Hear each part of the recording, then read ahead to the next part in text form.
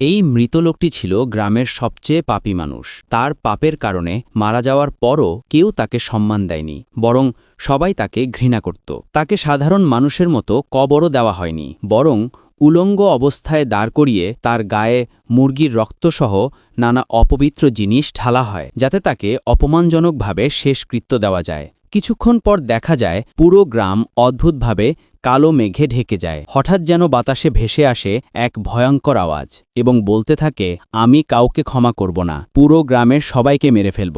এরপর একদিন কয়েকজন সাংবাদিক ড্রোন দিয়ে সেই কবরের দৃশ্য ধারণ করছিল, কিন্তু ভুলবশত ড্রোনটি গিয়ে পড়ে ঠিক সেই পাপীর কবরের ওপর। ড্রোনটি তুলতে গেলে চৌকিদার তাকে সতর্ক করে দেয়, ওখানে যেও না, ওখানে গেলে শুধু তুমি না, পুরো গ্রামটাই মরে যাবে। কিন্তু ড্রোনটি ছিল অনেক দামি, তাই লোকটি রাতে চুপি চুপি কবরস্থানে ঢুকে পড়ে। তার কাটায় লোকটির হাত কেটে যায় এবং লোকটি ড্রোনটি নেওয়ার সময় কাটা জায়গা থেকে রক্ত ঝরে পড়ে সেই কবরের উপর। ঠিক তখনই জেগে ওঠে সেই তিরুপতির ভয়ঙ্কর পাপী আত্মা।